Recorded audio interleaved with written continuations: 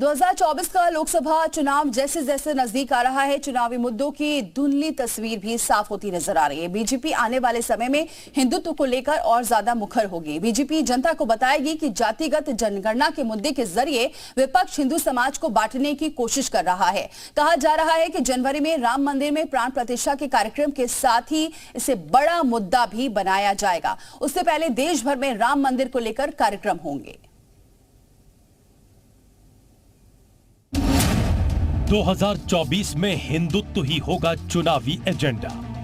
आज उत्तराखंड के हमारे दोनों ये पवित्र तीर्थ धाम एक नई आभा के साथ नए भारत की एक नई तस्वीर को प्रस्तुत कर रहे हैं।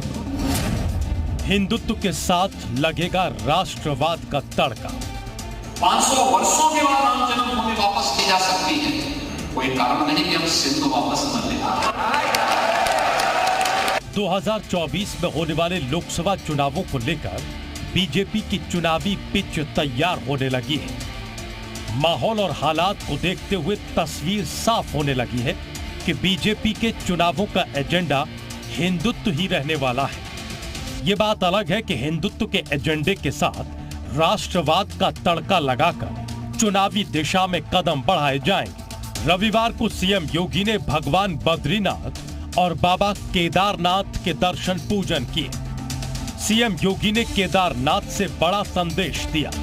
कहा, यह तीर्थ स्थल आस्था के साथ साथ राष्ट्रीय एकात्मता के भी आधार है। श्री बद्रीनाथ धाम और श्री केदारपुरी के इन पवित्र तीर्थों का दर्शन करने का सौभाग्य मुझे प्राप्त हुआ। बद्रीनाथ धाम अपने नवनिर्माण की प्रक्रिया के साथ तेजी के साथ आगे बढ़ रहा है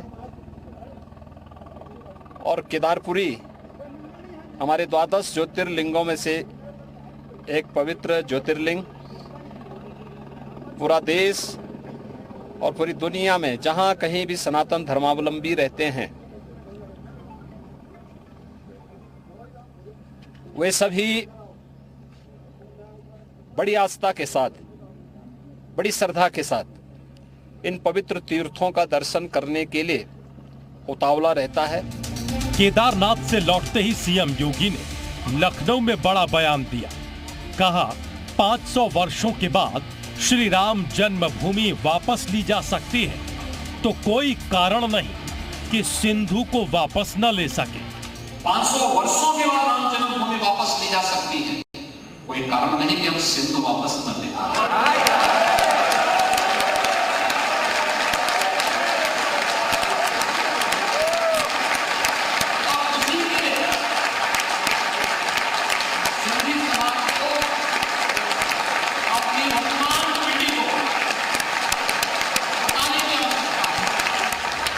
साफ है कि हिंदुत्व के साथ राष्ट्रवाद को भी धार देने की पूरी तैयारी है। विपक्ष की कास्ट पॉलिटिक्स के काट के रूप में बीजेपी हिंदुत्व और राष्ट्रवाद के मुद्दे को ही धार देगी। राजनीतिक विश्लेषकों का मानना है कि सिर्फ अयोध्या में बनने वाले राम मंदिर से ही बीजेपी का हिंदुत्व मजबूत नहीं हो रहा है, बल्कि बनारस में जिस तरीके से ज्ञानवापी मामले में माहौल बनना शुरू हुआ है, वो भी 2024 के चुनावों में मतलब भर का खाद पानी तैयार कर देगा।